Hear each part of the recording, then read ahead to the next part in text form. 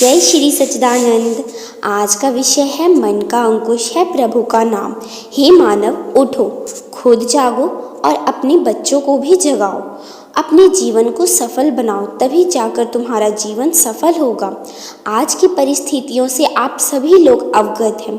गुरु महाराज जी हम सभी को बार बार सांकेतिक तरीके से कितने वर्ष पहले से समझाते हुए आ रही हैं कि प्रकृति का संतुलन बिगड़ता जा रहा है और इसके जिम्मेदार हम सभी लोग हैं। गुरु महाराज जी जगह जगह आश्रमों का निर्माण करवा रहे हैं, चाहे वह भारत का आश्रम हो या विदेश का। सभी आश्रम लोकहित के लिए बनाए जा रहे हैं ताकि लोग आश्रमों में आकर संतों के द्वारा सत्संग व अच्छी अच्छी बातें सीखें और अपने जीवन में लागू करें। उनके द्वारा बताए गए नियमों का पालन करें। समाज की सेवा, दीन दुखियों की देखभाल, असहाय बच्चों की सहायता और उनकी अच्छी शिक्षा की व्यवस्था करना, जिससे समाज सुव्यवस्थित, संगठित एवं प्रतिशील बने। आप लोग खुद सत्संग में आए, साथ में अपने बच्चों को भी आश्रम में लाए, उनमें भी सेवा भक्ति के सुसंस्कार डालें। बचपन से ही जब उनको हम आश्रम में लाएंगे तो वे बड़े धार्मिक बनेंगे। उनके अंदर भी भारतीय संस्कृति का बीजारोपण होगा, जिससे एक नया सुनहरा समाज बनेगा। आजकल के युवा युवतियां समाज में दिशाहीन दिखाई देती हैं। बचपन से उनको अच्छे संस्कार व धार्मिक लोगों का संपर्क नहीं मिला तथा बचपन से ही वे गलत लोगों की संगत मिल गई। परिणाम यह हुआ कि बच्चे सत्य के रास्ते से भटककर नशे के शिकार हो गए हैं। अगर उनको ड्रग्स की लत लग गई है और ड्रग्स नहीं मिली तो वो बेचैन हो जाते हैं।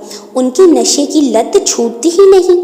इसका केवल एक ही निवारण है कि उनके अंदर अच्छे संस्कार डालना, अध्यात्म से नाता जोड़ना, आत्मज्ञानी की शरण में जाना और उनसे ज्ञान की याचना करना, जिसे जानकर जब वे ध्यान व भजन सुमिरन का अभ्यास करेंगे तो उनके मन के अंदर एक बदलाव आएगा, एक शक्ति का जागरण होगा, जिससे वे अपने अंदर शांति महसूस करेंगे।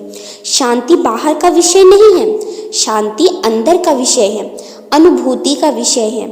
ज्ञानी में और संसारिक जीव में सिर्फ इतना सा ही अंतर होता है कि संसारिक व्यक्ति माया के भोगों में मस्त होकर मानव जीवन के लक्ष्य को ही भूल जाता है कि मुझे यह देव दुर्लभ मानव शरीर क्यों मिला है। जबकि ज्ञानी व्यक्ति सोचता है कि मेरे गुरु महाराज जी ने मुझे धर्म नीति के मार्ग पर चलने के लिए प्रेरणा दी है। वह आज्ञा में रहकर संसार के हर क्रियाकलाप को करते हुए निरंतर अंतर्मुखी होकर परमपिता परमात्मा का भजन सुमिरन करने लगता है। तो सत्संग सुमिरन से लाभ उठाते हैं और आश्रम में आकर सेवा भी करते हैं। गलत मार्ग पर कभी नहीं चलते।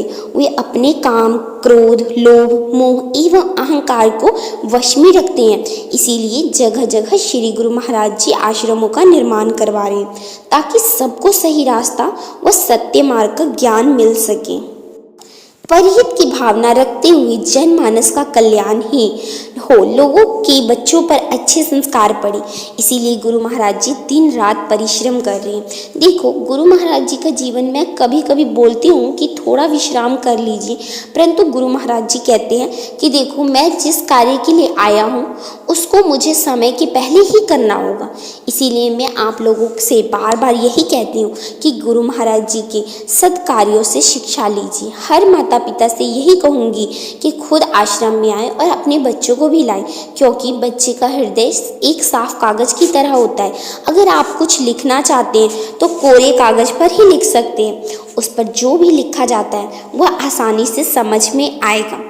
ऐसे ही जब हमारा हृदय रूपी कागज साफ सुथरा होगा, निर्मल होगा, तभी गुरु महाराज जी का ज्ञान, उनकी आत्म कल्याणकारी जो भी बातें हैं वह हम सभी लोगों के जीवन में समझ आएगी और हम तभी उसे समझ भी सकते हैं। जब कोई पात्र पहले से ही भरा हो और उसमें ऊपर से कुछ डाले तो वो बाहर से निकल जाएगा।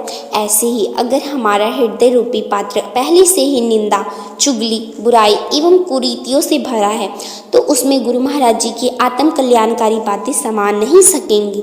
जब हम गुरु महाराज जी के दर्शन करते हैं, उनके सत्संग को एकाग्रचित होकर सुनते हैं, अपने हृदय रूपी गुफा में मनन करते हैं, उस पर शक्ति का अनुभव करते हैं, तभी मन में शांति का एहसास जगता है। तो आओ गुरु महाराज जी के द्वारा बताए हुए मार्ग के अनुसरण करें, जिससे यह मानव जीवन सफल व सार्थक हो। तो आप लोगों को यह वीडियो कैसी लगी?